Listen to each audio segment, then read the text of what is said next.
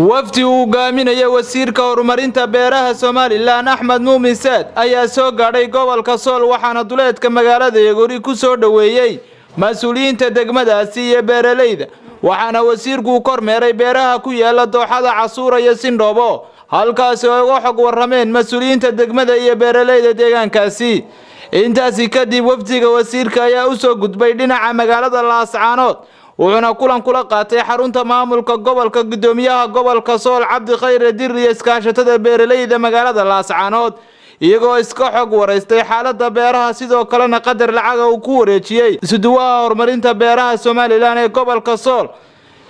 qadarkaasi lacagta oo loogu talagalay beeralayda gobolka Sool anagoo ku hadlaya magaca wasaaradda beeraha gobolka Sool waxaan leenahay mudane wasiir adiga iyo waftigaaguba soo dhawaada gobolkiina ku soo dhawaada deegaankiina ku soo dhawaada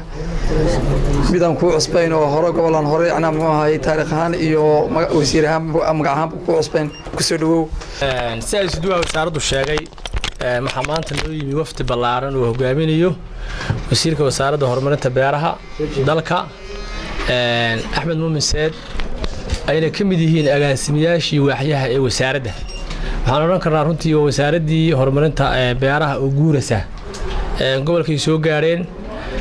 waxay kulan ballaaran la qaateen iskaashitooyinka beeraha ee gobolka oo dhan oo 16 iskaashato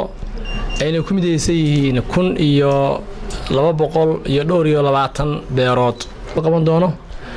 wuxuu nooga waramay socdaalkiisa nuxurku daaran yahay oo aan dhiiri geliyo dadku si ay u beertaan waxay cuni lahaayeen loogana bixi lahaa waxyaalaha dibadda loo keenayo maanta soo gaarnay gobolka saaka aroortii waxaan soo marnay dhowr beerood oo aan u soconay inaanu aragno xaaladooda socodkeygana waxa socodkii horeyba muxuu ahaa ugu mareynay gobolada dalka Somaliland si aan ugu kuur galno xaaladda ay ku sugan yihiin dadka beeralayda oo laba qaybooda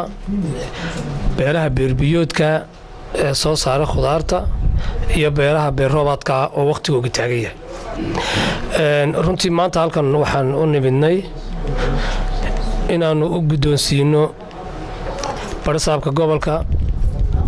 iyo isku duwaha wasaaradda beeraha ee gobolka iyo shaqaalaha wasaaradda beeraha gobolka oo ay kuna la shaqeyn doonaba saacado kooban oo nagu tala galnay in loo qodo dadka danyarta ah ay xoolo ka baxeen oo saacadii sanadkii hore runtii baaqday waqtigii loogu tala galay oo saacadii aanu ka soo qaadnay guddiga ka soo kabashada abaaraha ugu dambeyntii wafdiga wasiirka ayaa magaalada lascanood ka qotomiyay qalab loogu tala galay saadaasha roobka ay fulinayso wasaaradda beeraha somaliland maxamuud aadan askar maxamuud guray Somali News TV lascanood